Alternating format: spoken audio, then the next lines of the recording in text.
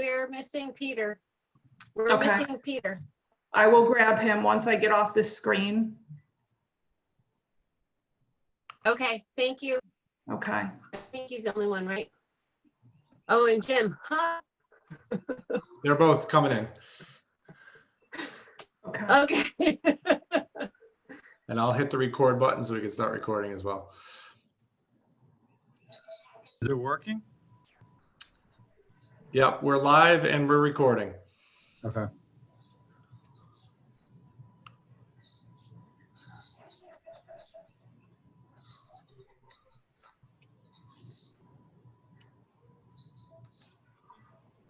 Are we ready to start then?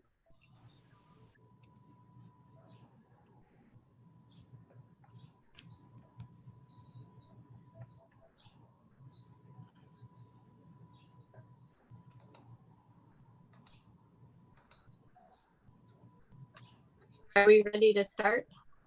Yeah. Okay. So I can't see, I might have a bad connection. I can't see everybody, but I can, hopefully everybody's there, and I will start the meeting then. Yes? Yes. Yeah, Jesse, Jim said, go ahead. Okay. Okay, thank you. All right. Good evening and welcome to the Board of Education meeting on this August 10th, 2020. I want to remind everyone that we're conducting this meeting virtually to maximize board member and public attendance. So thank you all for joining us. Please stand for the Pledge of Allegiance. I pledge allegiance to the flag of the United States of America, and to the republic for which it stands, one nation, under God, indivisible, with liberty and justice for all. Thank you. Okay. That brings us to item number 2, which is our superintendent's report. Matt, can you set me up to share the screen?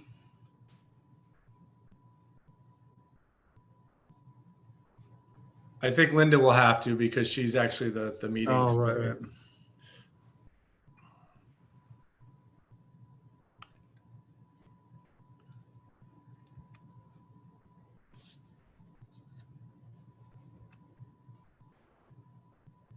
Linda, you there? Oh, okay. I did, Jim. Thank you. You're welcome. Okay.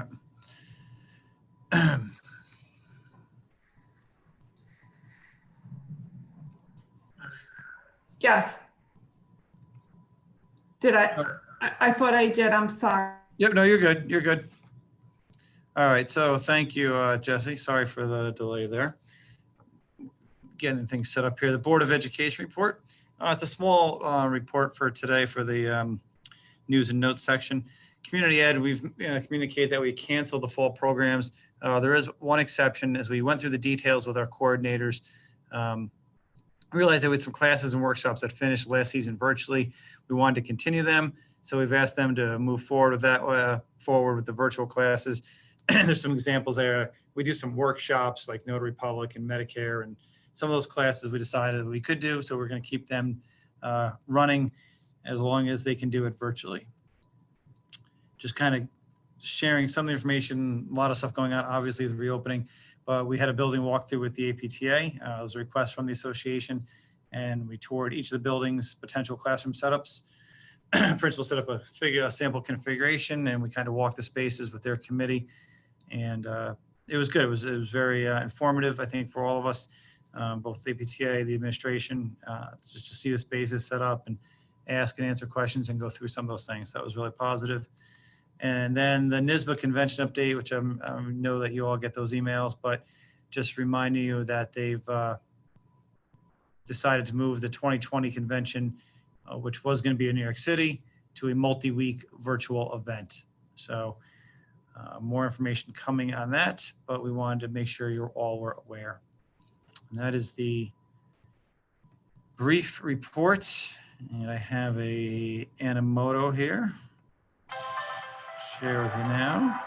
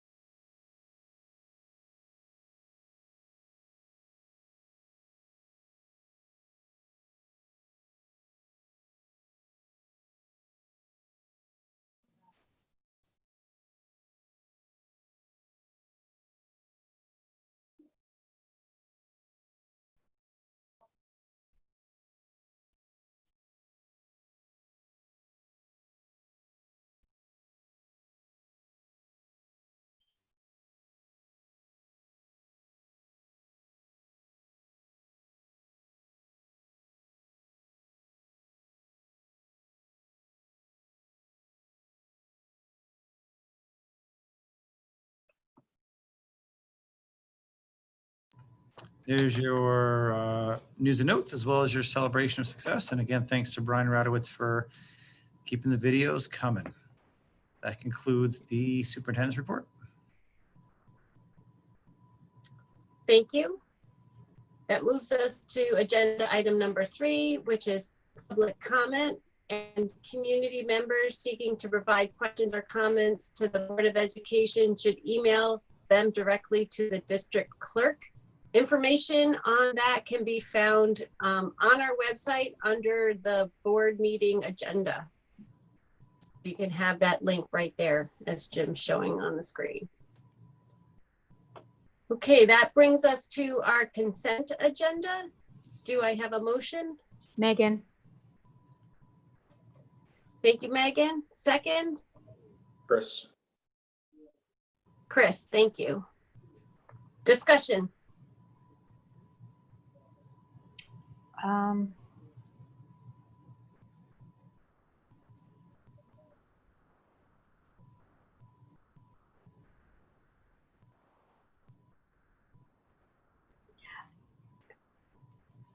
I will start if you're looking, Megan, if you think you have a comment, you can't find it, okay.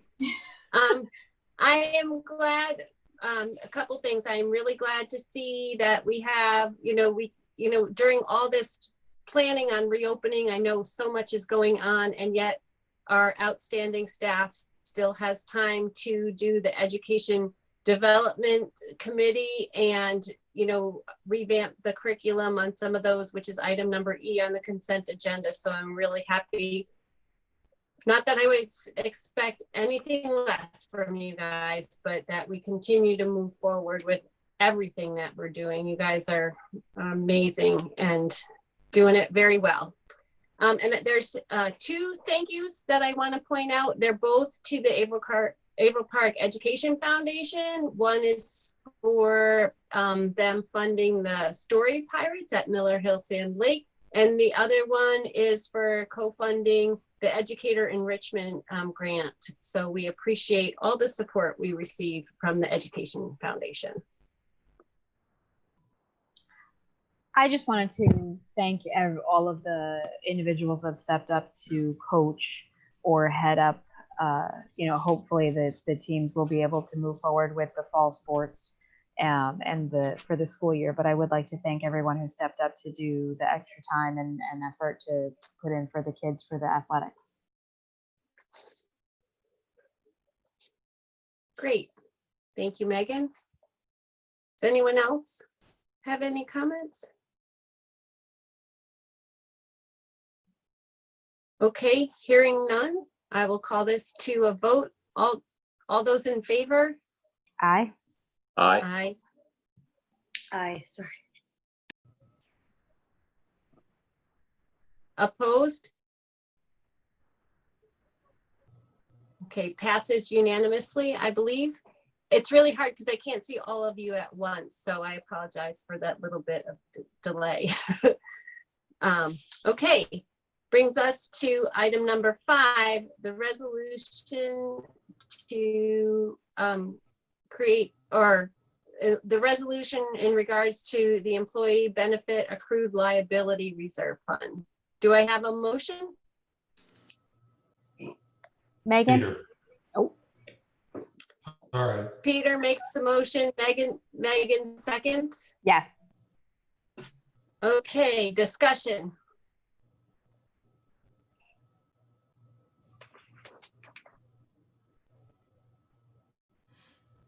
Does anyone have any questions? Michael, do you want to just run through this briefly for the next couple? I know we have a couple Yeah. resolutions here. Sure. Sure. Thank you. We previously, if you were to reference back to the last time we modified the EBLAR reserve, we used language that was fully funding it. So each year, if there was payments made out of it, we would draw down from the reserve. And you'll actually, there was a couple resolutions in the consent agenda tonight for paying out separation payments. They're typically, payments when people retire that are authorized under that reserve. We were funding it at the full amount of the liability, but we always knew that that wasn't, likely to occur unless we actually shut down the whole operation. And everybody went home and we turned the lights off. So when we would make payments out of it, then we would recalculate at the end of the year what the full liability was. Well, obviously during the year, people earn more sick leave credits, accruals, and that's what it's based on primarily is sick leave. And we vest the teachers at 15 years. So once teachers went from 14 to 15, then they became part of the liability calculation. And so we would calculate the liability, and it was growing, not at a tremendous amount, but we would have had to add about 300,000 this year. So we'll never have to pay it all out at once, and we really need to have access to some liquidity because of what is in the future for us. So the resolution just says basically at this point we'll we're not going to shoot for anything more than 50%. Even with what we did this year, we're still at 80, a little over 80%, I think, funded. So and part of that is what the benefit of that reserve is. It gives us cash flow, because in the summertime we don't have any state aid coming in or any tax revenue. So we need cash flow in the summer to make payrolls and things like that. So that's our sort of our place to grab cash from, and then it goes back, so to speak. So anyways, that's it. We're just documenting that we acknowledge we're not going to fully fund it anymore, that we picked a different level. So that's it. Thank you, Michael. Yep. Any questions, comments?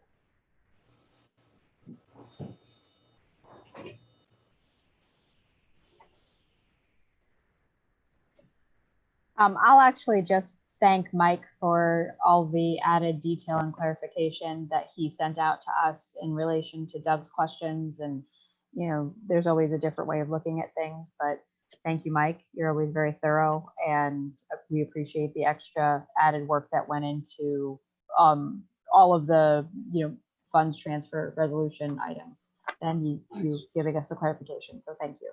Yeah. You're welcome. Thanks.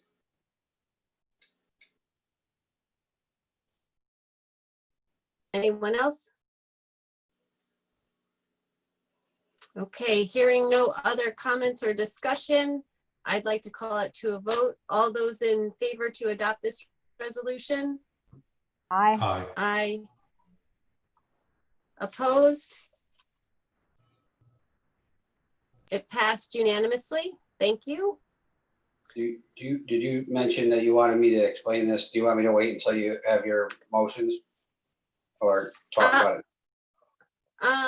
The next few, you mean, Michael? Well, I would, yeah, I mean, I would just take it one at a time. Okay, yeah, no, then let's make the motion and then have the discussion and you can take it one at a time. Okay, Good? Yeah, thank you. thanks. All right, so item number 6 is a resolution in regards to the TRS sub-fund resolution as explained in the agenda. Do I have a motion? Megan? Thank you, Megan. Sam. Sam, did I hear you? Okay, thank you. Discussion. And I do want to thank Michael also for his thoroughness in providing some background information that over the past little bit in regards to these. But go ahead. So explain, give the public the explanation also. Sure. Thank you. Sure. So I can boil all this, down to sort of the layman's. These are all the lawyer words that creates this resolution. So in the past, there's been the ability to fund a retirement contribution reserve. And as I've explained in the past, those are monies we could put in that reserve and use to offset the expense of the district's contribution to the employees' retirement system. It's actually called the New York State and Local Retirement System, affectionately known as ERS. So those are the retirement contributions for our support staff folks. And there are some APTA members that are in that ERS too, nurses and the certified occupational therapists. And in the past, there wasn't any mechanism for funding a reserve for offsetting contributions or that the district's expense for teachers' retirement system until last year. We didn't create it at that time. I didn't really feel like we needed it necessarily, but it was allowed. And I think what happened was, and rather than creating a whole nother section of law, this is just my guess, and I don't think it really matters that much, but my guess was that rather than creating another section of law, what they did was amend the law that allows for the retirement system contribution, the ERS, and sort of piggyback this on it, and then just said you had to create a sub-fund. In our accounting system, it's really just another account code, and call it the TRS sub-fund of the retirement contribution reserve. So that's what this language does. And by statute, you can only contribute up to 2% of the prior year's salaries of employees that participate in TRS. So 2019-20 salaries, we could only put 2%. We're not at that with the resolution that I proposed later that actually makes a transfer. So this is just a creation resolution. And then the sub-fund can have no more than 10% in total of the previous year's salaries. So those are like the two restrictions. So basically that's it. This will allow us to make transfers from the reserve as a revenue source against the expenditure budget. So as I mentioned in the other memo that was sent out yesterday, in this current year's budget, we actually are transferring $829,000. I think it's 829 as a revenue source, because this was a really challenging year, 2021. So that's when that 800, because remember we talked about during the budget process and as we move further along, we knew how bad the situation was this year. Remember, I kept talking about, well, we want to do whatever we can since there's been enough upset with staff and students and the whole school community. We want to do everything we could so that we didn't have to have to lay off or make program cuts or anything like that, because we felt like we wanted to provide some stability when everybody came back to school. So those discussions were not contemplating at that time that we would still be dealing with, you know, remote learning and all the other things we've been talking about. But basically that's why we had made such a contribution, because remember, we were also dealing with the fact that there was not going to be any, basically there's no state aid increase either. So that's why we bumped it up so much. But as I said in the memo, you know, these are non-recurring revenues, and this budget, this current year, while, you know, 1920, we yielded, I call it the yield, a pretty substantial amount because we didn't spend a lot of money, and it's not really the trend for us, $2.3 million. I told you when we were building this budget back in, you know, March and April, this budget's super tight. It's not going to yield that kind of money, and in order to sort of, you know, be able to keep replenishing other reserves and things. Things are really tightening up on the budget side. So that's all. Kind of recap that reserve plus a little bit of what I mentioned in the memo too. So does that help? See, you get me going. You cannot. Yes, thank you. Thank you. Good. Thank you. Any questions, Doug? Did you have any questions? No, I think he's answered all my questions. He addressed the sub-fund definition and the other items that I had in the back of my mind that I wanted to ask him. So very comprehensive. Thank you very much, Mike. Yep, you're welcome. Excellent. I'm glad you got your questions answered. Yeah. Okay, anyone else have any questions? No. Okay, hearing none, I will call this to a vote. All those in favor? Aye. Bye. Aye. Opposed? It passes unanimously. Thank you. Brings us to item number 7, the resolution in regard to the retirement contribution reserve fund transfer as written in the agenda. Do I have a motion? Megan? Peter? Thank you, Megan. Thank you, Peter. Teamwork. Quick draw McGraw over here. Yes.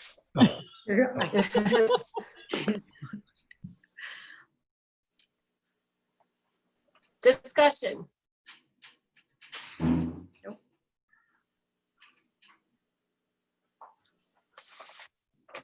I think Michael kind of covered it with his last description. We created the fund, although this isn't the TRS, this is the This is funding the retirement system contribution. retirement So, system ERS portion of it. contribution. Right. I'm all for that. Right. Yeah. Exactly. Anyone have any questions? Okay, hearing none, I'll call it to a vote. All those in favor? Aye. Aye. Bye. Thank you. Opposed? Okay, it passed unanimously. On to item number 8, the resolution in regards to retirement contribution reserve, the teacher's retirement contribution sub-fund transfer as written in the agenda. Do I have a motion? Megan? Chris. Thank you, Megan. Thank you, Chris.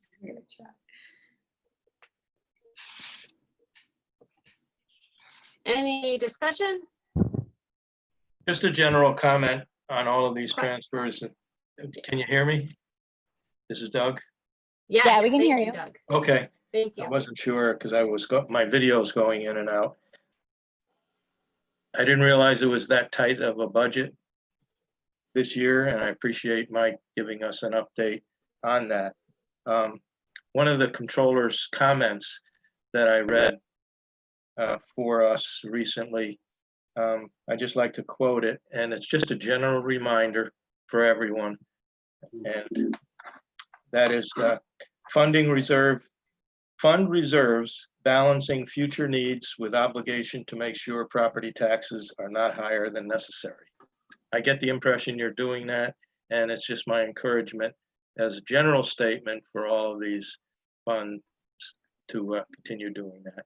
Thank you, Mike, for doing that.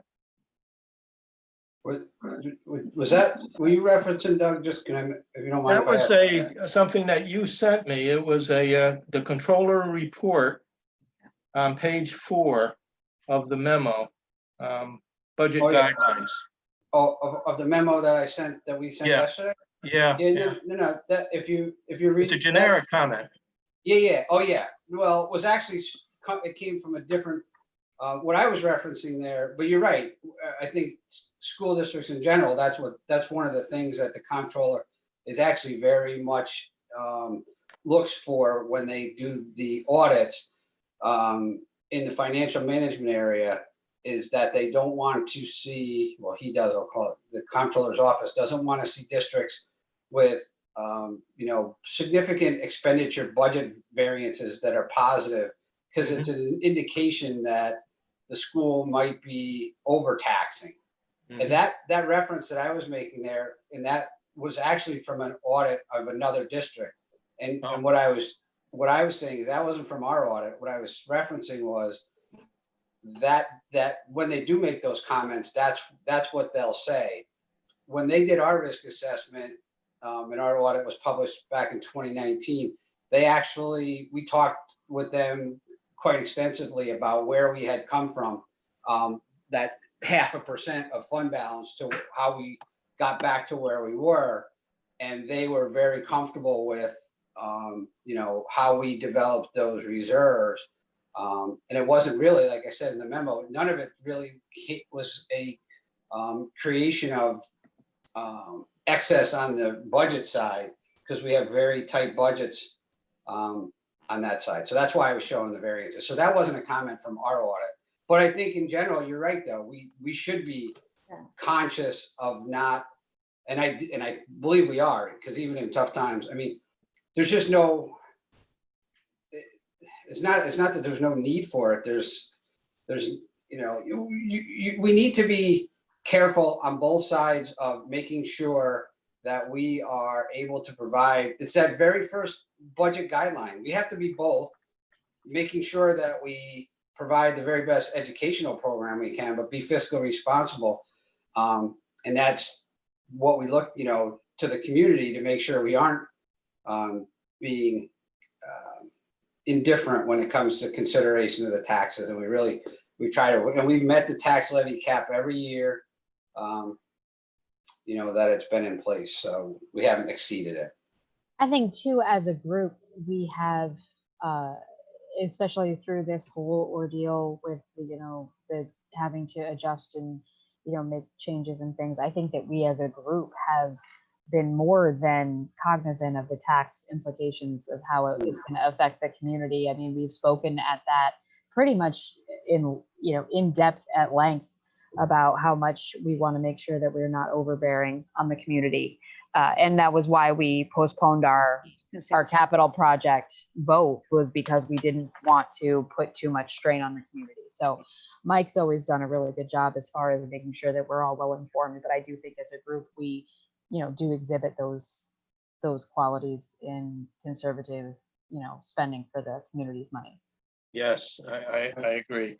Mike, there's considerable amount of money that's been put in reserves, and I know those reserves can only be used for certain functions. Do you have enough for the unanticipated expenses that might be connected with our COVID in the coming year? Do you feel you have enough flexibility in the remaining funds if there's a very excessive amount that we have to spend for something? Okay, if my initial, I guess some of this really depends. Well, I'll say this. So as I said in the management discussion and analysis, that will be part of the audit, but that I clipped out and put into that. I think we can sustain this year again, up to $500,000 of additional costs. And we don't know how long this is going to go and what our additional costs are going to be. we can get through this year and do what we had hoped and intended to do, not have layoffs, maintain our program, those kinds of things. But there's a lot of unknowns, and what kind of state aid cut might be in store for us, that's a big unknown. How long and to what extent the cost of operating in a COVID-19 environment continue, that's another significant unknown. What the impact of this situation will have on health insurance costs into the future, that's a huge unknown. So there's a lot of unknowns, but when I don't feel like, and that's kind of what the comparison I was trying to make in that in my memo to looking back to the 08, 09 and those years, it had looked like we were in like pretty good financial shape then, but it can turn around really quick. Because what happens is, if the state revenues slow down or don't increase and there's not additional help from federal government and costs start to increase, particularly if the economy doesn't stay strong and the retirement system contribution costs shift and go back up as a percentage. These are all things that can impact us. And I'm just not, that it can really change how things are going pretty quickly. I mean, some folks, I know you've been around and you were actually operating in the environment then from this side. Yes. How quickly things can change. So, I mean, I don't think the reserves, I wish we had $8 million in reserves. Yeah. I know we might get criticized, and the district kind of was just before I arrived back in 2007.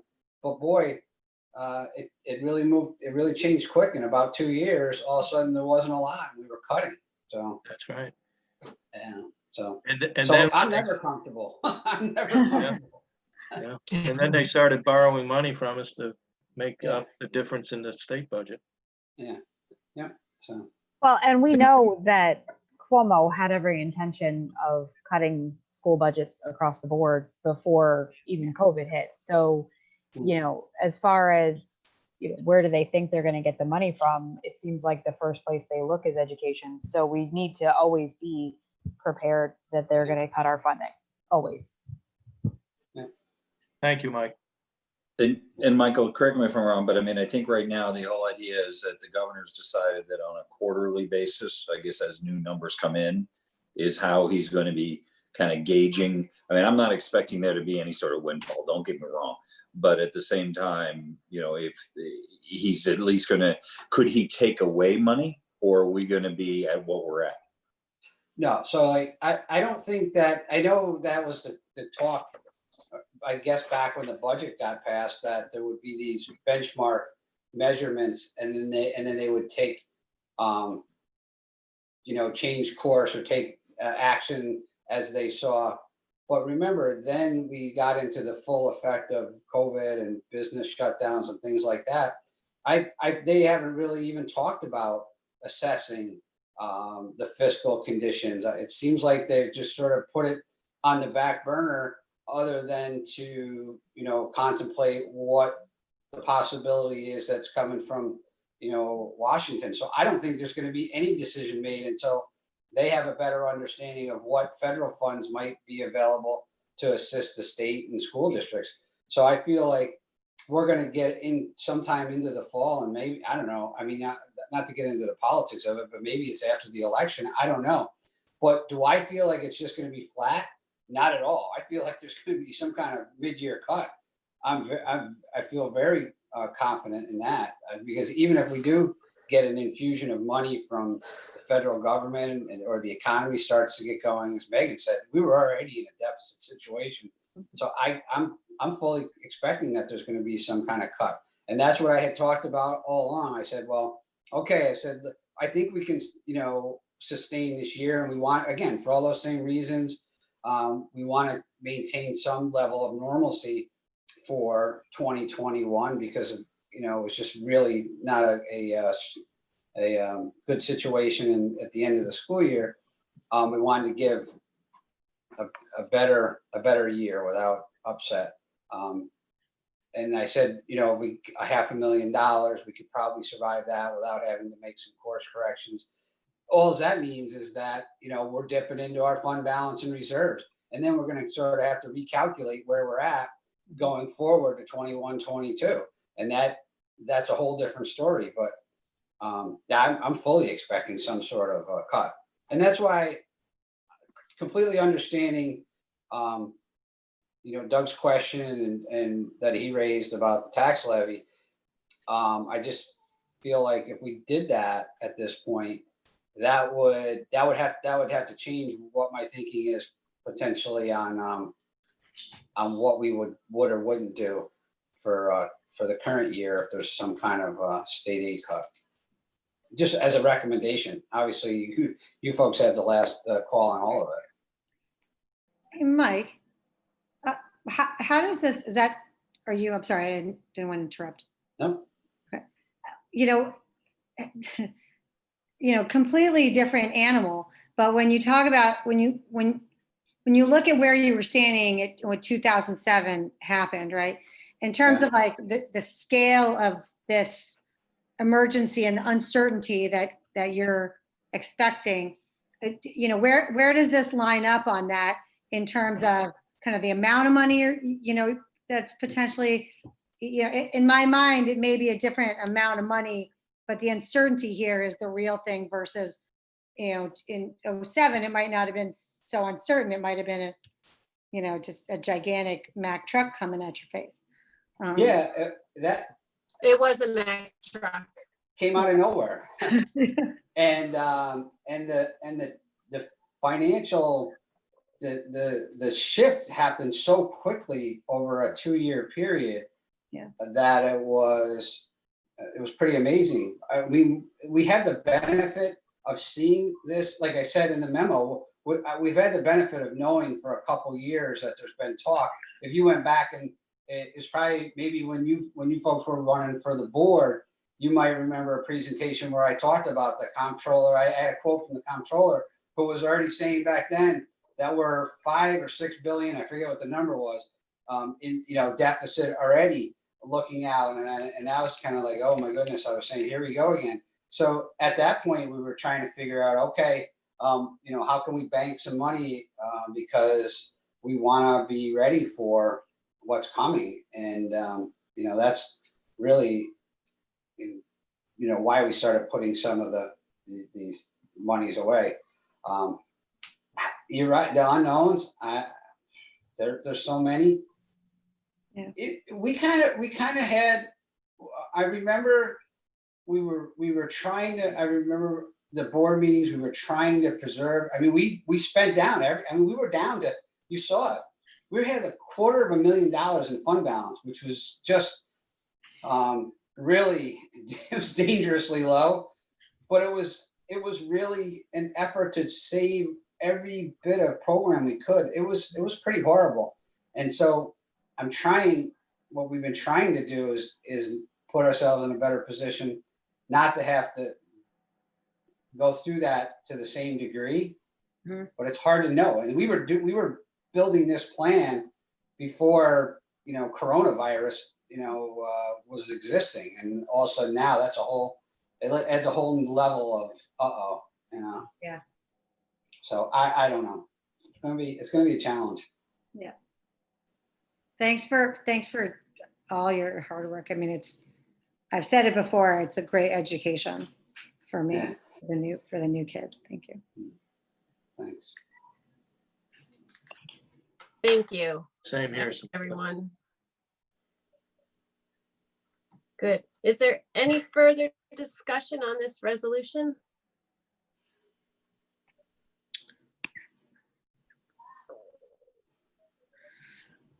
Okay, hearing none, I will call to vote. All those in favor? Aye. Aye. Aye.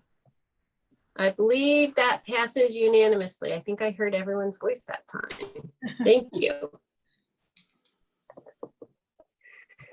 Okay, on to item number 9, the resolution in regards to workers' compensation reserve fund transfer as written in the agenda. Do I have a motion? Megan? Thank you, Megan. Here.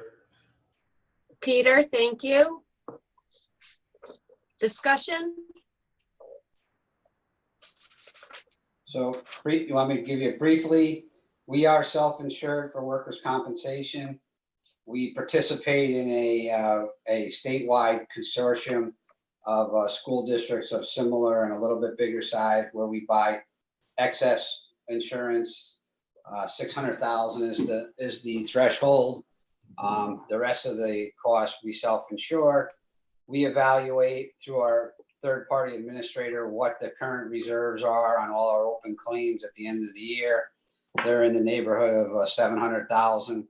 We try to make sure that our reserve has a similar amount. Again, it's kind of like the EBLR in a way that, you know, the payments all won't come due at once, but it's good to have that as a measuring stick for funding in the event that we do have some kind of larger claim that doesn't, you know, trip the excess cost, but is a cost to the district, you know, below that 600,000. So this just brings our funding of the reserve, the workers' comp reserve, up to that amount of the calculated liability for our open cases at the end of the year.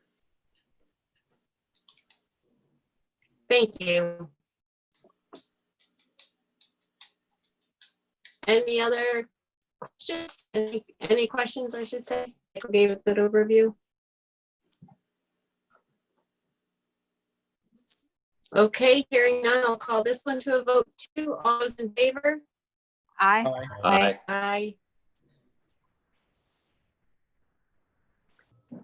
Okay, opposed? All right, passes unanimously. I just want to make sure I did hear everybody. Thank you.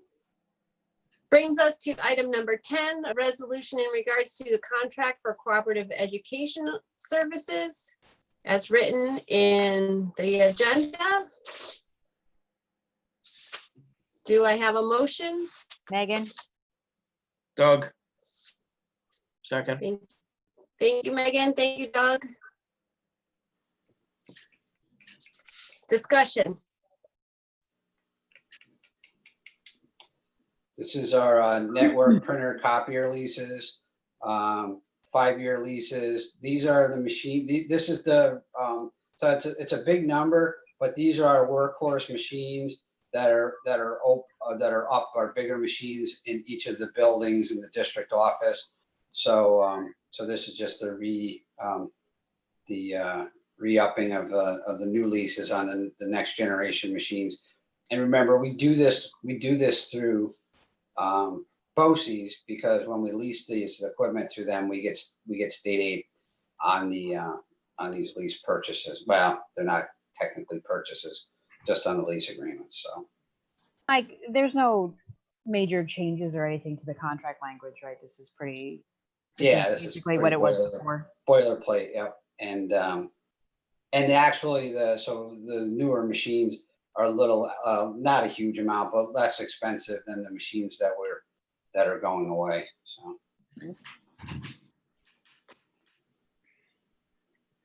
Thank you. Any other questions?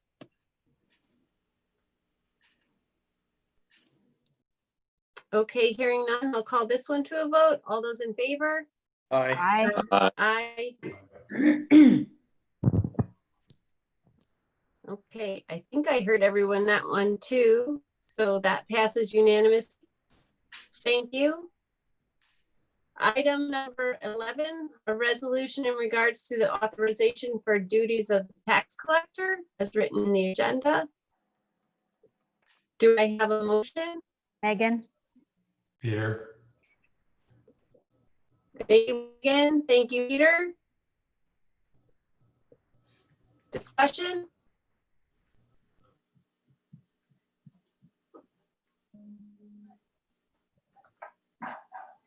Okay, hearing none, I'll call it to a vote. All those in favor?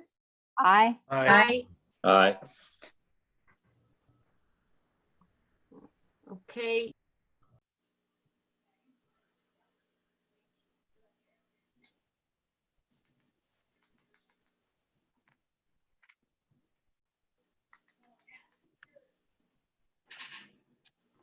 I believe it was unanimous. I'm sorry. My internet connection. Can you guys hear me? Yes. Sort of. Broken. Yeah, my internet connection blinked, so I was out for a second.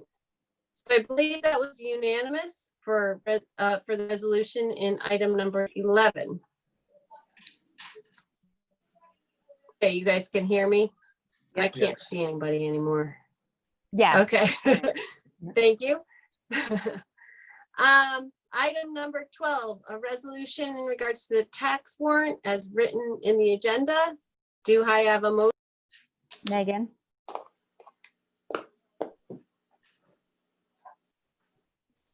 Doug, Oh, I think we might have lost her. Uh-oh. Okay, sorry, I'm back. I'm sorry, I'm having a little bit of internet issues tonight. So I'm sorry, do I have a resolution for the tax warrant? Yeah, Or it a was, motion for the resolution? it was me and Doug. Megan and Doug. Okay, Megan and Yep. okay, discussion, thank you. No discussion? Okay, I'll call this one to vote. All those in favor? Aye. aye. Aye. I think I heard everyone, so that passes unanimously. Thank you. Item number 13, a resolution in regards to reopening, the reopening resolution as written in the agenda with, I would believe, the date we need to insert is August 7th, correct? That would be Or correct. do we? August 7th was the day of the governor's address. It was Friday, August 7th. Right, but was We that? don't have an executive he- order yet, though. Oh, okay. That's what I was gonna say. I don't know about the executive order. Yes, There he you go. made the announcement. I didn't know on the executive order. Okay. So, all right, let's get a motion so we can have, please. I'll make a motion. I'll second. Thank you. Thank you, Megan. Thank you, Sam. Okay, so can we backfill in post acceptance on the executive order date? Yeah, I think because it says filled in upon notice from the governor. We're just still waiting for that official executive order. So I think you're fine. Okay, We'll just back. okay, We'll good, date it if we good. move it whenever. For the next one too. They're both like that. Yes. Thank you. Thank you. I appreciate that because we're waiting for the executive order. So I just want to thank Jim and team for all the great questions that were answered during the Q&A session earlier tonight. I know more questions in regards to this will be answered tomorrow night with the elementary school starting at 5, the middle school starting at 6, the high school meeting starting at, or Q&A session starting at 7, and then the district-wide one again on Wednesday at 1. So I know there will be more questions and more answers to come, and we appreciate all your work to get that information to the community. I need to remind everyone that this resolution is to keep it fluid. So as we get changing guidance from the state or the health department or whatever entity in the state, that we will make sure our plan is adjusted accordingly. Jim, so I know that the question and answer sessions are being recorded. Where are those being posted on the reopening page when they're done? Yes. Do we have a count or do we have an idea of how many people have, I know the deadline for turning in your decision on the, are you going in school versus fully remote is due by Wednesday, I think at 5. Do we have we received a fair number of those already, or are we thinking that a lot of people are holding out? As of last check, we had about 1,400 responses. And Which is approximately how many of our student population? we have 2,600 kids. So you're doing one per family. Now there are some duplicates in there. families either filled them out, maybe the mother and the father filled them out without knowing. So we have to scan through all those. We're using the latest timestamp, the last timestamp to be the official one. So in case they change their mind, we'll default it to the last timestamp. So about 1,400, and we're trending at about 85% are going to be in person. 15% are choosing to be remote or virtual, excuse me, at this time, as of now. Is that what you were expecting? Honestly, I actually said exactly 15%. So I guess yes, but that was sort of based on the first survey had 90%, but we knew that was without people really having a full grasp of what it would look like. So we knew or thought, I guess, that it would be less than 90. And some of the districts that we've talked to are out ahead of us a little bit, and they were at about that 12, 18% number. So the ones I've talked to are kind of in that range. So we kind of figured we'd be around 15, give or take. Does the number of students that opt for the remote option, does that help or change the in-person instruction plans for you guys? Yes and no. I mean, we want kids here, but it's sort of a double-edged sword because the more kids that choose virtual means the less kids here. So some of the issues that we have kind of get eased a little bit, right? So whether it's smaller classes, whether it's less kids in the elementary rooms, whether it's transportation and trying to get 22 kids on a bus is our ideal. So it's a catch-22. We want kids here. We're doing everything we can get kids here, but we also know that as parents choose remote from housing the kids, getting them in and out, arrival, dismissal, hallways, it obviously is easier with less kids, right? So not that we're looking for that or hoping for that. It also, on the other side, like everything else with this, it creates problems because the more kids that choose virtual, it's a whole nother can of worms in terms of how we're going to provide virtual instruction, how we're going to take attendance, all those things. So it's kind of 6 of one, half dozen of the other. You could flip it on its head a few times, I think. So, and we're still not 100% sure that the governor is going to allow the remote option, the 100% remote option. Yeah, I have my own questions with what is happening, and that's one of them. We haven't received that officially. It's clearly been stated parent choice, and it's been talked about very frequently. So I think at this point we've moved from, well, it's kind of unspoken and not in the guidance to, well, that horse left that barn. I mean, it's clearly part of what his discussion points have been, whether it was last Monday, Friday. So we don't have it officially in writing, but at this point, the assumption all the districts have been making, I think, is more solid now. And I think that'd be really hard to walk back at this point. If he was to say there is no parent choice, period, I think that would probably be a hard to walk back from the state's point of view. Jim, has there been any indication of the threshold for closing again once we're in session? I remember you said between 5% positivity to 9%. That's a pretty big range. Do you have any further updates on that subject? No, he's kept the metrics the same. So it's going off memory. If we're at or below 5, we can open. And then it's kind of steadily watched and monitored from 5 to 9. And then 9 kind of triggers the automatic shutdown, as I understand it, while you're also in phase 4. So we put that in there too. But that metric is really state-based, and there's been no update or change to it that I know of. And Jim, is that based on school population, like the district population, or is that based on the community population? Because obviously 5% of our school district versus 5% of the entire community are two very different figures. Yeah. My understanding is it's the region, because he said the phases. So that's my understanding. But as we kind of, if something was to happen and we were to trend up or spike up, again, we'd be in very close contact with the Department of Health and take guidance from them. So we built stuff into our plan where we're going to monitor absenteeism. We're going to, obviously have what's going on in local schools around us, our neighbors. We'll look for all those variables to kind of try and get ahead of it. And I think, to Doug's point, the area between 5 and 9 is pretty significant. So where we are and how fast we get to certain points will, I think, play into that.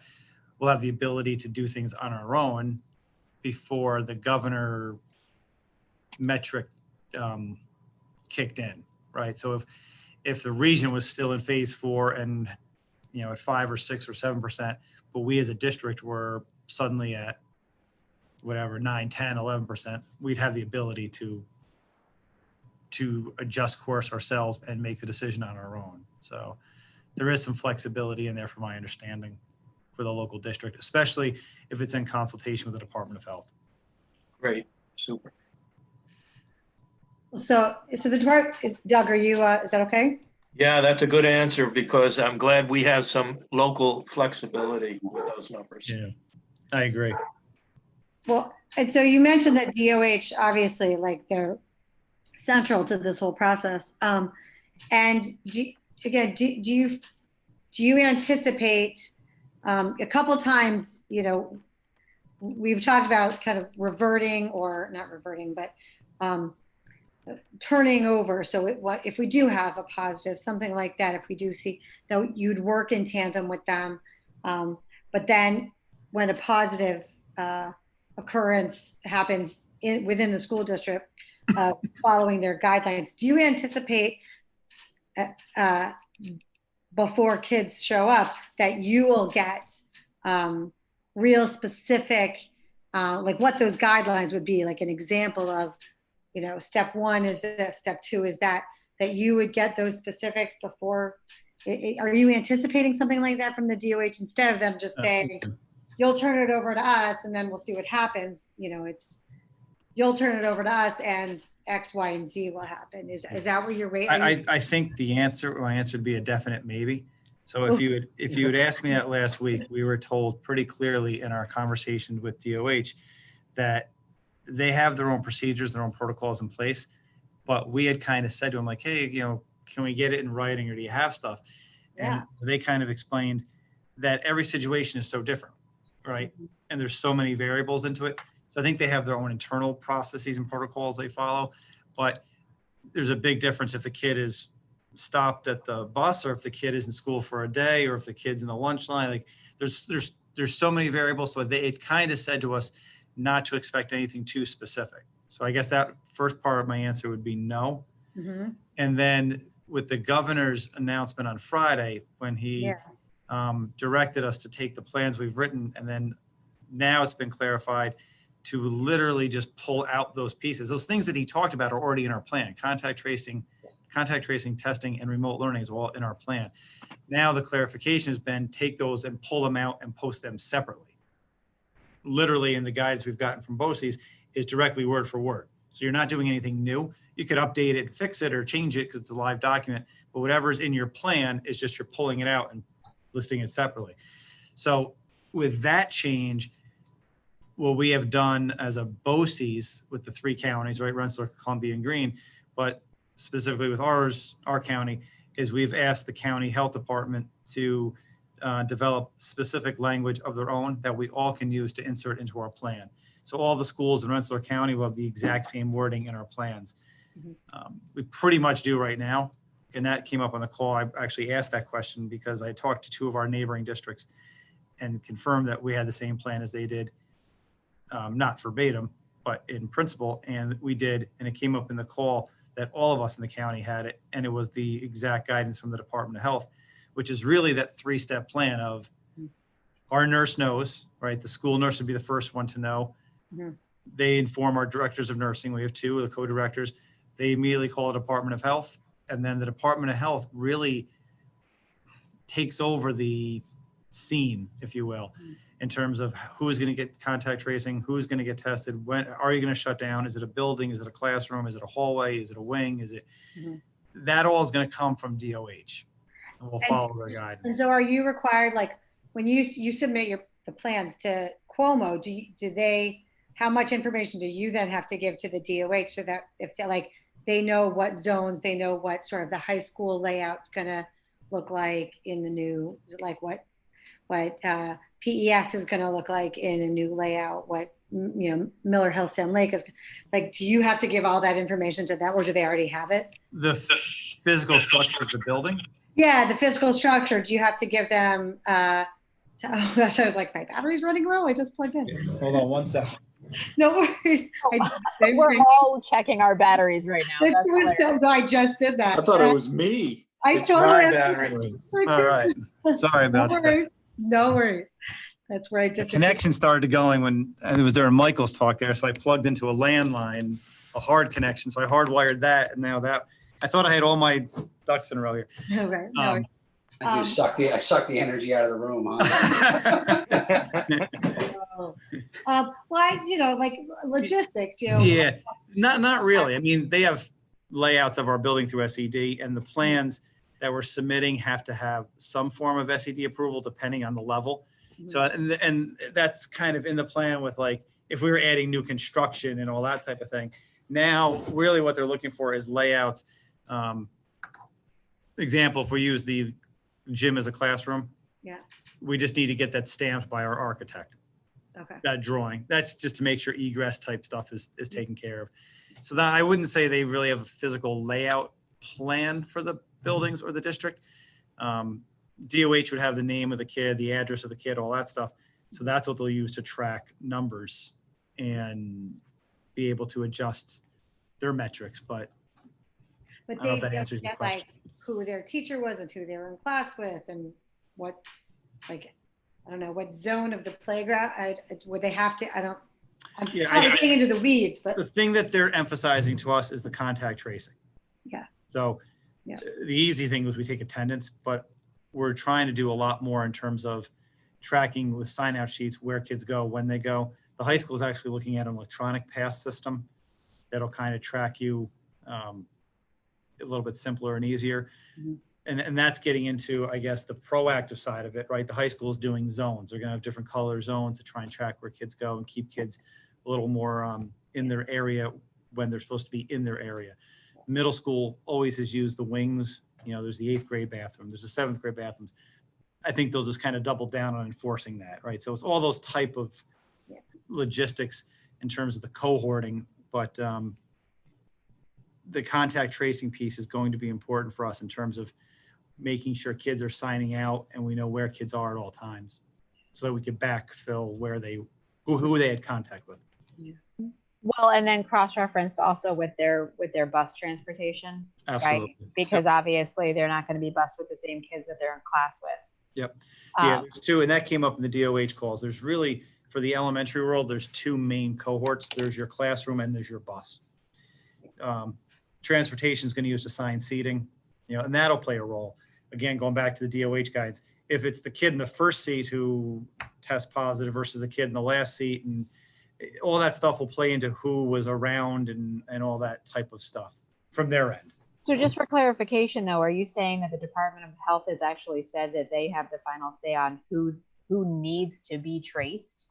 So so if you have a student in, say, a 4th grade classroom, they test positive, and then like the Department of Health could come in and be like, we don't need to trace everybody in that classroom, or we need to trace everybody in the classroom, or we don't need to trace everybody that was in the hall. Like, where do they draw the line? Where's the guidance? Does their guidance come from the state, or who controls who's checking up on them? Because their oversight, yeah. Yeah, I don't know. Not us. I assume it would be the State Department of Health. Right. And then I think somebody had asked a question and you gave a good answer to it on the parent, the community login tonight, which good job, by the way. But it was related to, how does the school notify if there's been a positive case, as far as, do we get a notification from the district if there's been a positive case in the district and things like that. And I know that there's, HIPAA related concerns. And I guess I'm just wondering how that relates to things like, we've always historically gotten a notification home if somebody in the class came up positive for Coxsackie virus. Yep. Or if somebody in the class came up positive for, God forbid, head lice or something like that. Like, we always get a note home saying, someone in your child's class has been, you've possibly been exposed, that kind of a thing. So I'm wondering how how COVID is different than that. If we can be informed that somebody in the kids' class came up for Coxsackie virus, why can't we be informed that we were possibly exposed to COVID? And wouldn't this be more important? Yeah, and that actually, that comparison came up in our DOH calls. I think it would be probably similar. I think what they were sort of getting at is they wouldn't name the kid. So again, it might be Oh, someone right, in this obviously. class, has tested positive. I think they would provide that level of detail. I think, and I could be speaking a little bit out of turn, but I think it's part for them is it's not just a symptomatic kid, but a kid who has actually been a positive case. Right, so it could be asymptomatic but positive. Right. Right. I think there's a little concern of, and I, been part of discussions with colleagues in other districts of, do we notify everyone if a kid gets sent out of a room? Are we notifying like the entire class that someone was sent out of a room with a fever? No, right? Kids leave classrooms all the time with fevers and stomach aches. So there's that line of creating panic and chaos and being Sure. informative.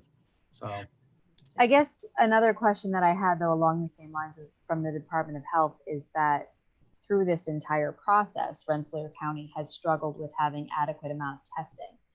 So how does that factor in? Are they going to be lobbying for additional testing so that the school districts would have adequate amount for these testing and tracing responses that we are going to need to have?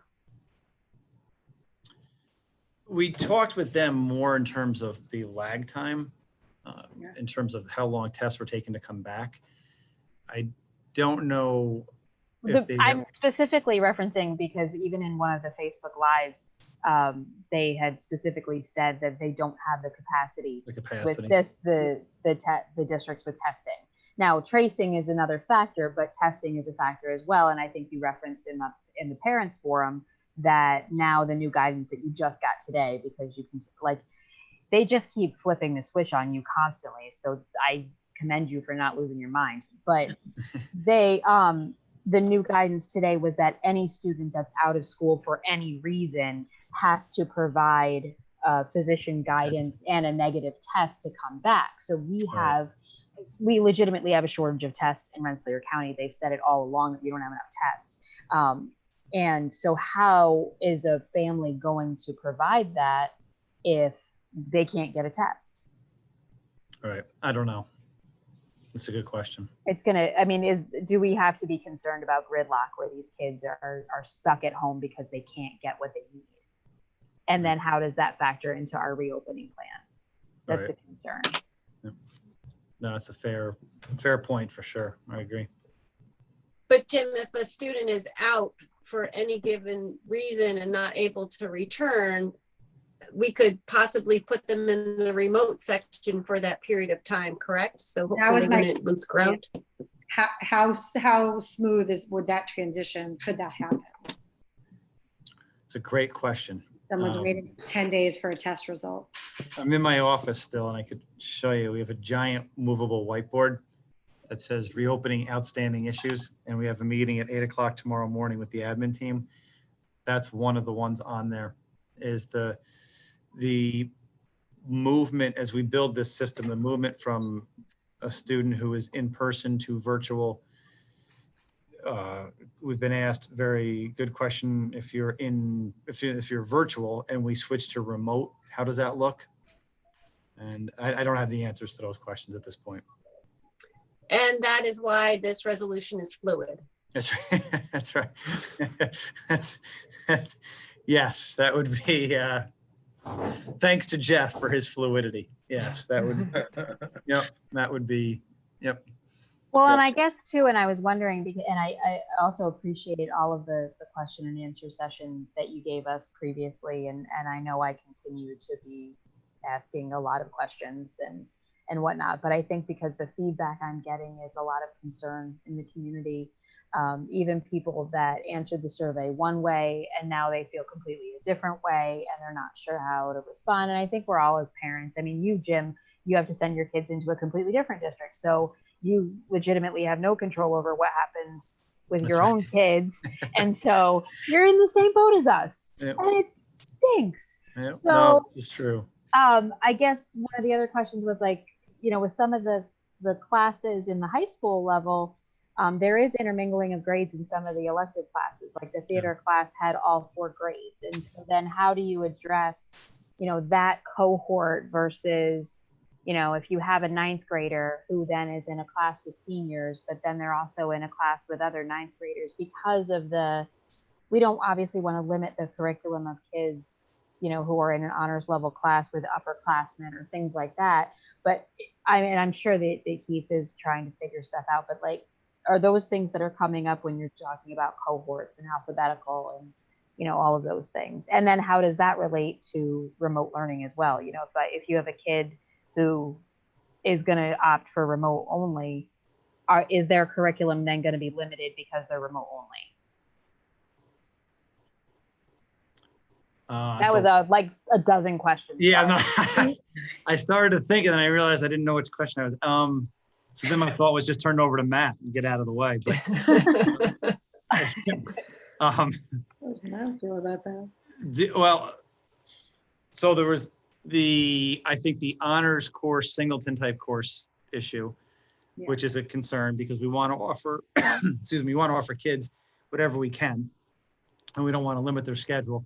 But we realize there's some limitations on the system just in terms of what we can offer in those singleton courses. So we're working through that. I think the cohorting thing is definitely part of that answer. You mentioned in the 9th grade to 12th grade to 9th grade, we're trying to limit traffic flow a little bit. We're trying to limit it by the hybrid model. We're doing some of those things, which makes the elementary and the high school very different because they do move around more. So at least with the hybrid model there, you get a benefit of less intermingling, but there will definitely be some. I think the last part was regarding remote learning and how Right. So if a student chooses 100% remote learning, is their curriculum then going to be limited, as far as what they can do? Matt, you want to take that one? Yeah, I'll give you a break. Actually, can you, Matt, Yeah. while you're doing that, can you just review, because you gave a good explanation in the forum, but now I'm getting cobwebs again about the remote versus virtual. Yeah, and that's a good point, Sam. I think that the semantics are really important here. What we're calling remote learning is essentially what would happen if the district was shut down again, like it was in the spring. That would be every kid at home and our teachers instructing all kids together as a class, as if they were in person but done at home. So that's remote. What we're calling the parent choice piece, where they're electing to keep their child home every day, we're calling virtual learning.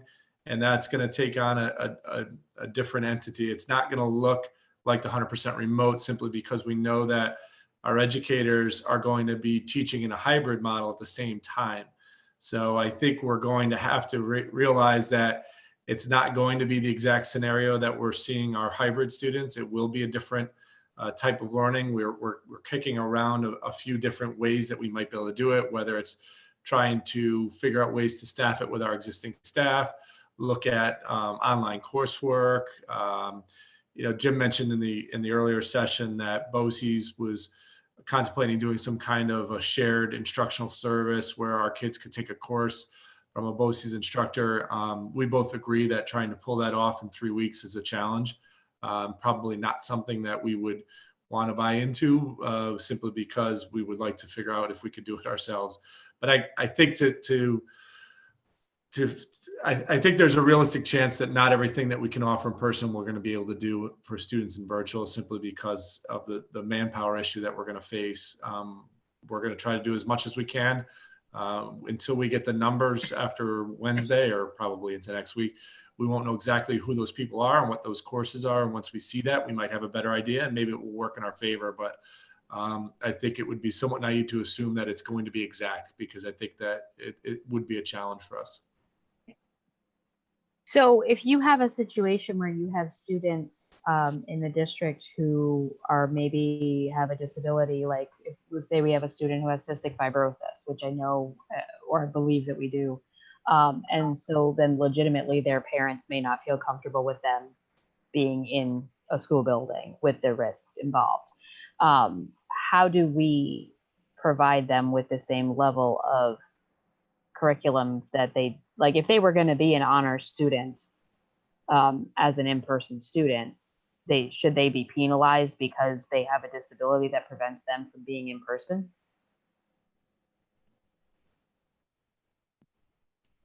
Jim, I'm judging by your silence. You want me to take that one too? Well, he does. You know, it's a challenge, Megan. We have to look at honors as a local decision that we make. It's not something that the state requires us to have. So it certainly is a reward for that student doing that work. But the realization is, if we can do it, we will. But until we know if it's one student, it would be a challenge to have, an instructor providing instruction for one student in an honors class, unless we could figure out a way to do that and still maintain our normal hybrid schedules as well. So it's really a challenge to speculate until we know exactly what the kids are and how many kids we're talking about. But we're going to make every effort that we can, and certainly try to give the virtual students as close to the same experience as they would if they were in person or in a hybrid model. It's just really tough to speculate what that's going to look like right now. Okay. The issue too goes, to go back to the previous conversation when Michael was talking about reserves and the financial part, we're trying to do this all by being good stewards of the taxpayers' resources, right? So we could do any of this stuff if we wanted to add multiple teachers and add FTE all over the place, but we're trying to do it in a responsible manner. So, to Matt's point, it becomes a staffing issue. We've been asked about K-5 hybrid, and also there's only so many of financial resources to spend on human resources. And unfortunately, we probably won't be able to give every kid everything and still be financially responsible. So it's finding that balance between all those things. Well, and then also as it relates to the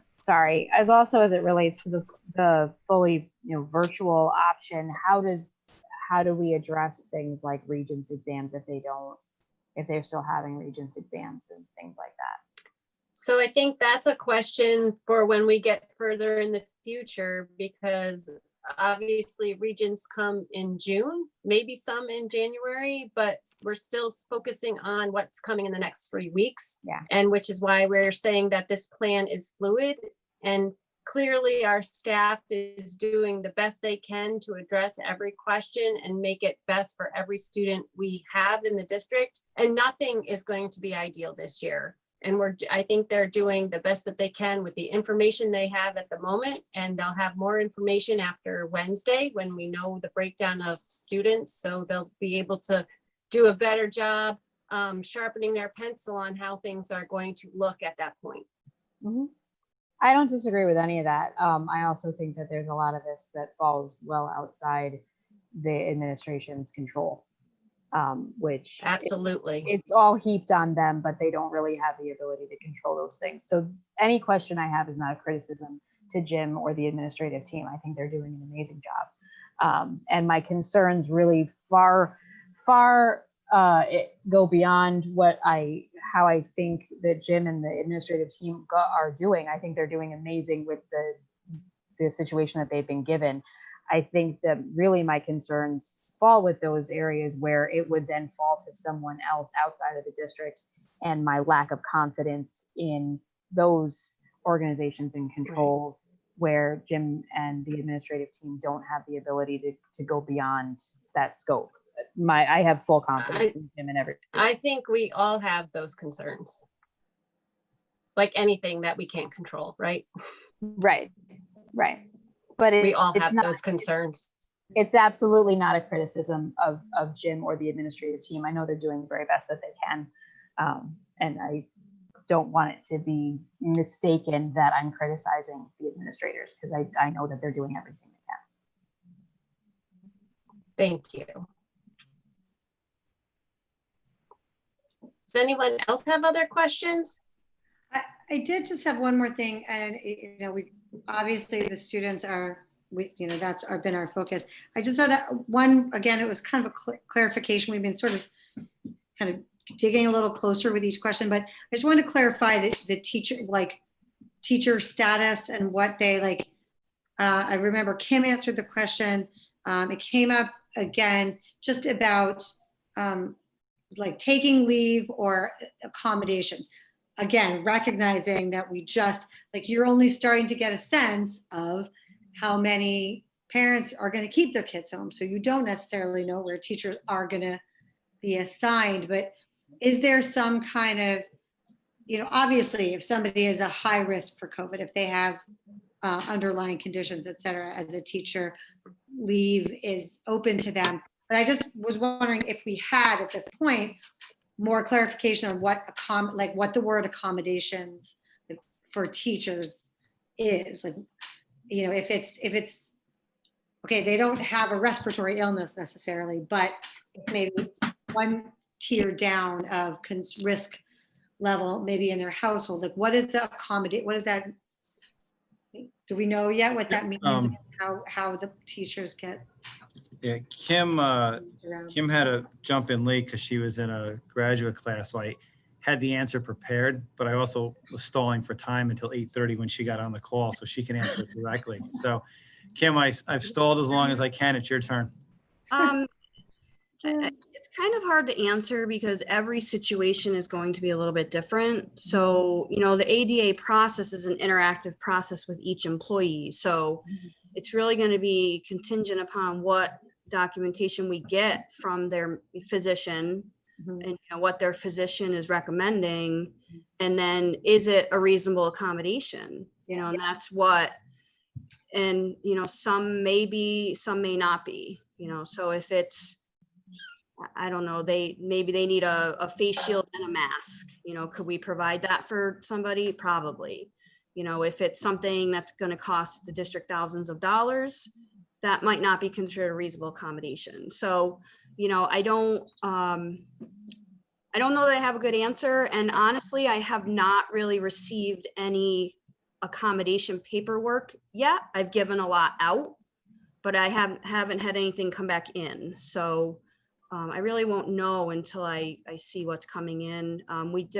So far we've had one person that has been recommended to take a medical leave, but even I've given out FEMLA paperwork and I still haven't received a lot of that back either. So, it's really going to be a case by case basis as to what people are going to need.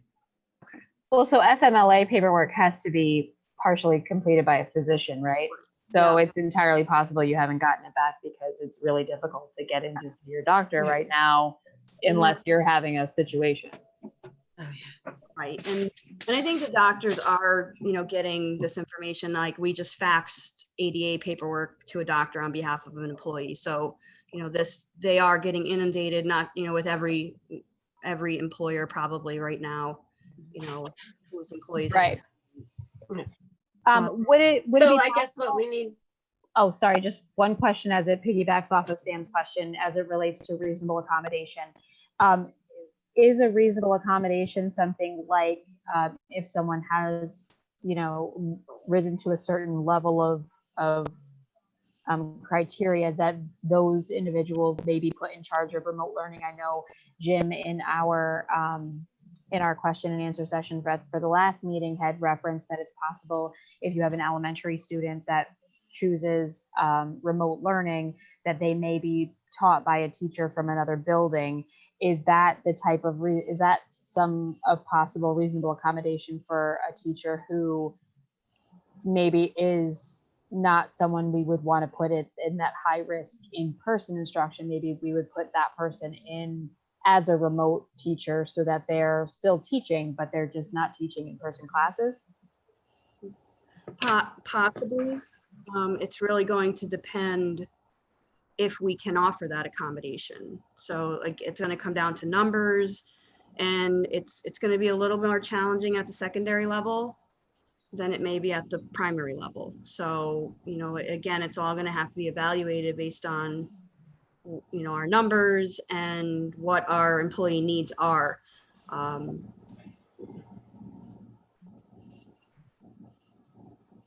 Okay. Yeah.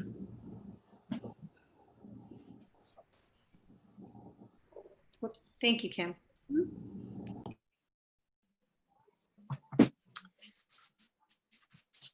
Thanks. Does anybody have any more questions or discussion?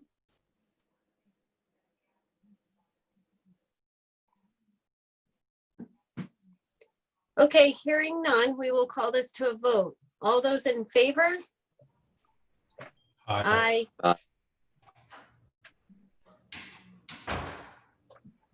Opposed? Nay.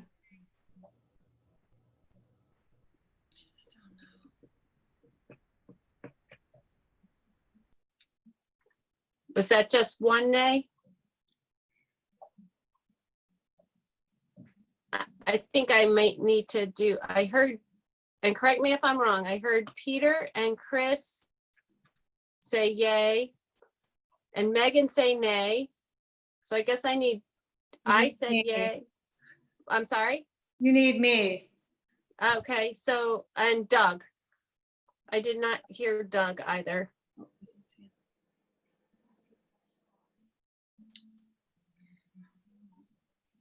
I think Doug is gone.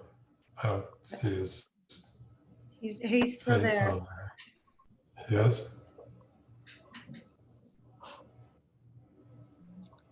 He's there. Doug, can you hear us?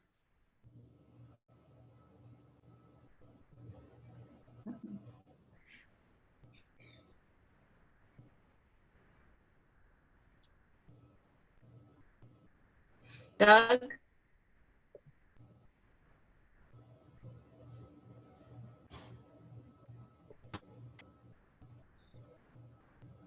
Okay. So knowing that this is a work in progress, it can be, it's flexible. Yeah. It's not the most comfortable I've voted for. I want to enable these guys to keep working and get somewhere. And so I would say aye, but I think, I think that like those emergency plans, that move to remote, the communications from county and state is just going to be so crucial. And so I would back, anything that Jim needs to bring to bear with those folks, kind of outward from what he's trying to do, would get the kind of my support to say, to bring pressure on that you guys need certain information to do your job. Jim and Matt and the principals and the teachers, and to make sure that we can kind of bring the full force, of what we're trying to do. So that, I'll vote aye, but with the reservation of saying that I'd really like to see more. I feel like you guys are going, all out on this, and I'd like to see the supporting structure of the state and the county give you a little more on this. So, yeah. Thank you, Samantha. And I agree. We would like some more support from the county and the state. Absolutely. It's a real slim, if I didn't trust Jim and Matt and Mike so much, it would be right. Yay for sure. So and it's like a sliver of a yes. I'm really proud of our district for offering the two options for parents. Okay, so we still need to hear from Doug, and maybe I can throw in Doug if you abstain. I'd like to hear that too. So I'm Doug, sorry. I just had to step out for a second. No, I'm in favor. Yes. Yeah, no worries. Okay. Thank you, Doug. Sorry, I just wanted to make sure I got everyone recorded everybody's votes appropriately. So yeah. Thank you. Motion passes. Thank you very much, everyone. Okay, so item number 14, the resolution as written in the meeting agenda, and I'm going to ad lib here because it's long to read, temporarily suspends board policy if it is in conflict with any regulation from any level of government during the COVID pandemic. So do I have a motion? Megan? Thank you, Megan. Sam? Thank you, Samantha. Discussion? I guess I'm not really sure what this means. This just basically nullifies anything that we've done if an executive order that normally would outvotes us. Am I understanding that correctly?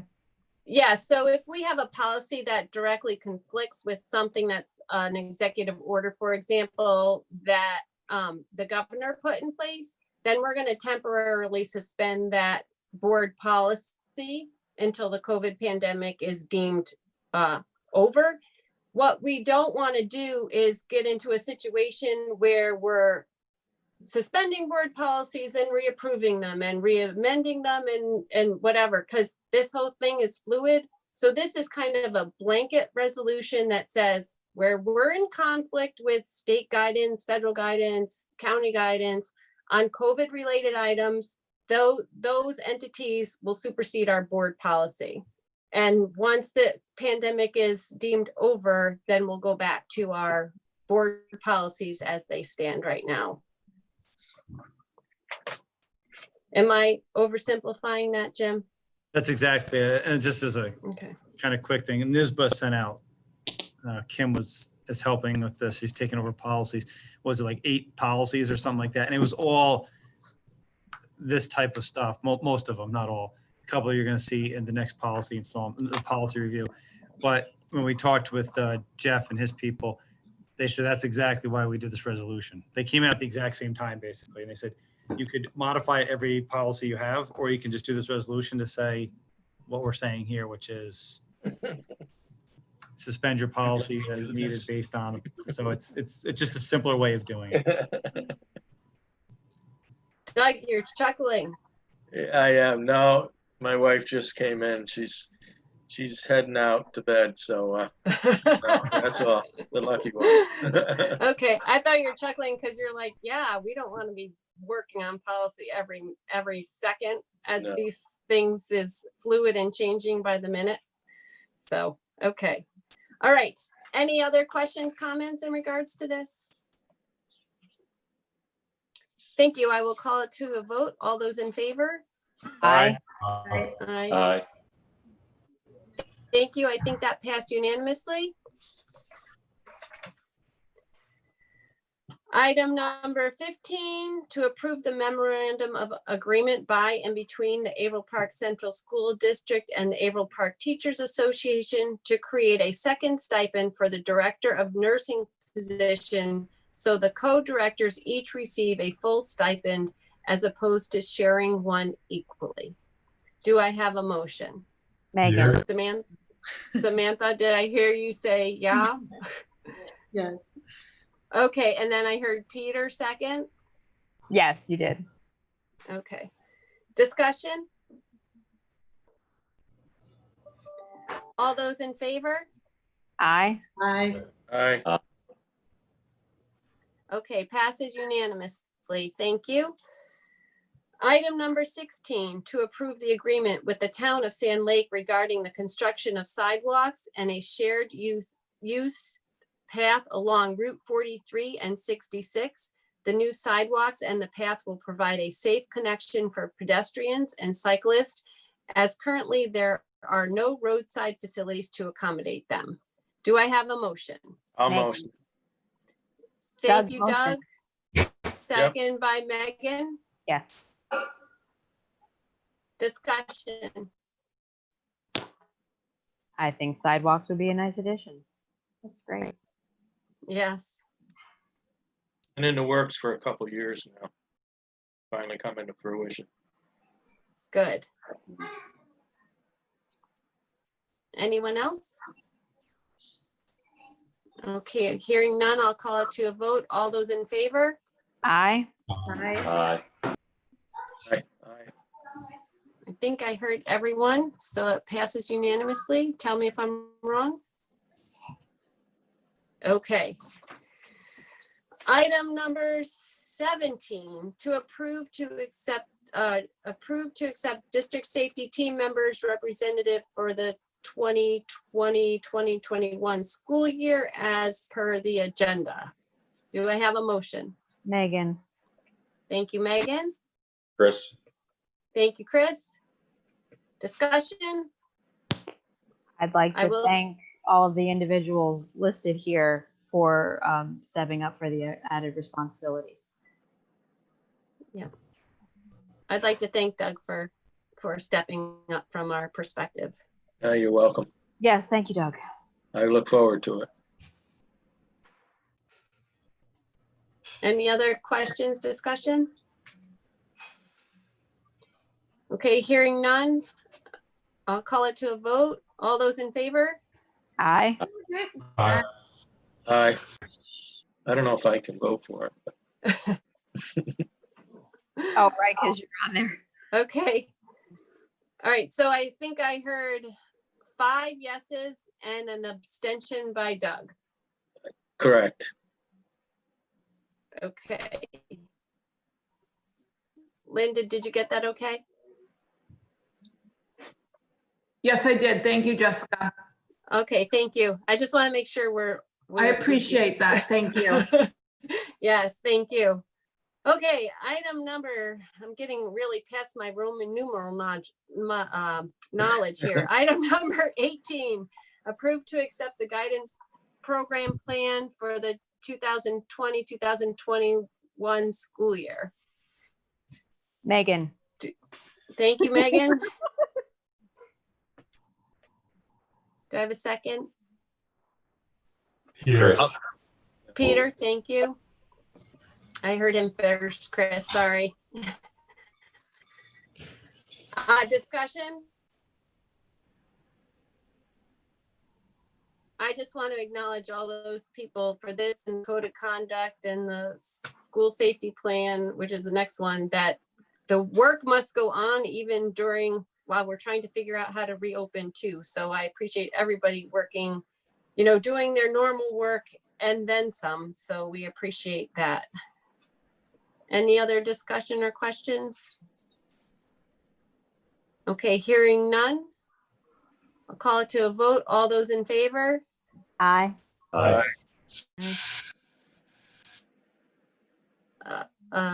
Opposed? Okay, I think it passed unanimously. I just wanted to make sure.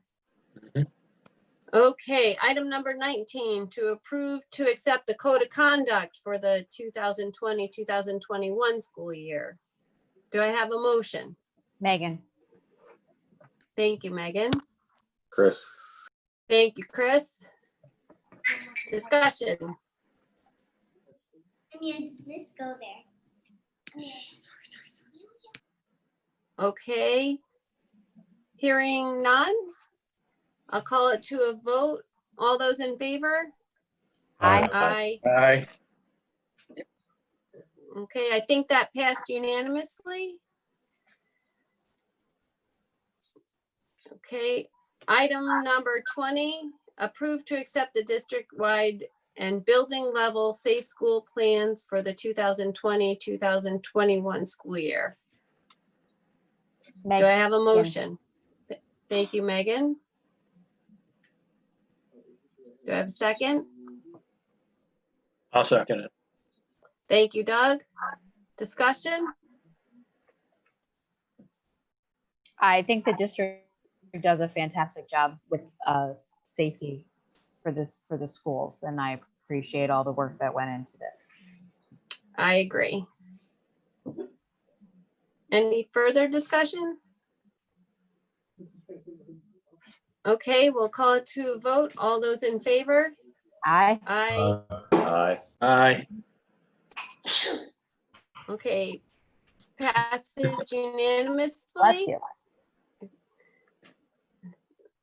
All right. Thank you. So that brings us to our board member reports, and I am just going to go in order as I see you guys on the screen, which might not be our regular order. So, and plus we just need to keep each other on our toes. So Chris, what do you have? Geez, poor lady, you've been staring at me all night. Okay. So I appreciate the efforts. I think the word that comes to mind is fluid. Jim and team, I appreciate the session earlier and just what we're all working through here. The virtual option seems to be the one where there's the most questions out there. And I'm sure that our building level principals tomorrow will get that. And I'm sure they'll be ready to try to do their best to answer. And I appreciate the community's patience as we're all trying to figure out how best to make sure to take care of the kids as best possible here. So yes, I like that one, Sam. All right, that's it. I appreciate all the dialogue, and I look forward to chatting some more and seeing how we keep this fluid thing moving. Thanks. Thank you, Chris. Appreciate that. Megan? Thanks, Jesse.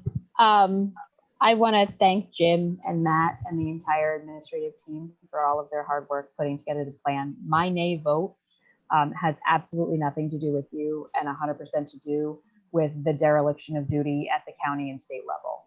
They've passed the buck on to you, and it's unfair and it's inappropriate. They're responsible to take care of their end of the bargain, and they're not doing that. So you have done everything you can and more than you should have to take care of the kids and the families in this community. And I appreciate you, and everybody in the community appreciates you, but I can't continue to let them put it off on you without somebody speaking up and just saying, well, I understand it's a code document and you didn't need my yes vote because you had plenty of yes votes. So I wanted to make sure that the message got sent loud and clear to those who are probably watching this, that they need to step up and do their part, because you're doing your part and their part, and it's not fair and it's not appropriate. So I appreciate all of you for all of your hard work and doing everything that you can. And I hope that they take this as a message to get back to work and stop messing around, because there's people's health and safety at stake here. I always appreciate the opportunity to serve on the board and for the community. And very much I'm usually the one to say the things that most people are thinking and won't say. So I'm going to say it. Jim, thank you. Matt, thank you. Kim, thank you. Linda, thank you. All of the teachers who are working tirelessly over the summer without a break to get ready for this fall.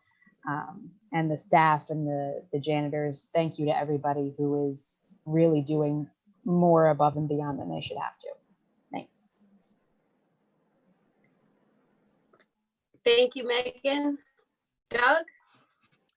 I'd just like to say the most difficult vote for me tonight was the reopening, approving the reopening plan, not because of the plan itself. It's well written, it's comprehensive. It's just that we just don't know what's going to happen. And I know we're taking a risk, and I hope all turns out well. But it's difficult, and I think all the board members recognize that it is a risk, and the administrators recognize that it's a risk. And we try to minimize it with a good plan, and I think we have it. And let's go from here. Thanks. Thank you, Doug. Samantha? Okay. I'm going to reiterate what everyone said here about thanking you guys, Mike, Jim, Matt, and the principals. Way back at the beginning there in April, when my mom passed and we didn't know if we could come to Boston or not. And, we kind of had to make a plan, but nobody could tell us, how long should we quarantine and what are really the symptoms we should look for? And, was it safe to go from this place to that place? And are they going to stop you on the Mass Turnpike? Who knows, right? It was a huge guessing game, and it was very frustrating to not be able to make a plan because we couldn't gather the data that we needed to make a decision. And I cannot imagine having to do that on a district-wide scale Now you guys, obviously there's more information now than there was in April, but the chessboard that you guys have to manage, in what's not quite a vacuum of information, but definitely not sufficient data. Again, I keep thinking of what it was just like on an individual level to not be able to make a decision, not have the right information, and you guys, it's just amazing that for you guys to keep plugging away at that. And I get like, what else are you gonna do? Like, this is what we have to do, and you guys are just doing a great job, and I hope that parents, I know everyone's working their tails off and had kids home for so long. Hopefully no one's brain is too fried that they can't fill out their paperwork, get it into you guys so you guys can chug ahead. So just thanks again. And, we know it's not going to be perfect for everybody, but at least, hopefully it'll be safe, and hopefully we don't have to turn right back around and head back home or wherever it is, or make the best choice for us. Thanks for making that possible. And I'm going to close out before I get taken over here. Thank you, Samantha. Peter? Hi. Having been in a similar situation on a different scale, I can appreciate the effort that went into all this planning on a short notice effectively. And kudos to our administrators, teachers, our superintendent. I know what a big task it is. What we're talking about here is uncertainty, and I hear Sam's frustration with uncertainty. That's the name of the game these days. Nobody has the answers. We're kind of making it up as we go along to the best knowledge, both scientifically and organizationally, that we can manage. So sure, there are a lot of questions. We're pretty much going to have to deal with them as they come along.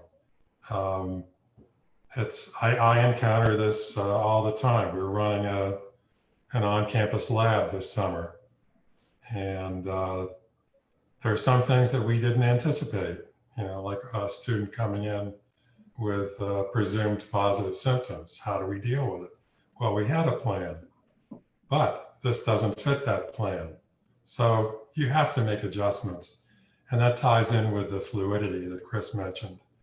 That has to be an essential component of this whole reaction to the pandemic. Fortunately, we're in an area that has a relatively low infection rate. We've been behaving ourselves for the most part, and I hope it plays out in the district. I have confidence that it will. But I just ask that everybody have not only extend the confidence in the administration, but also realize that it's an uncertain world right now. There are many things we don't know. So I just wanted to pass that along. Thanks. Thank you, Peter. And I just also wanted to echo my appreciation and thank everyone who's been working tirelessly to submit our plan and really think through keeping the health and safety of our whole district at the forefront, the best ideas for the reopening in our new and ever-changing world. We really appreciate all of your work through this. So thank you very much.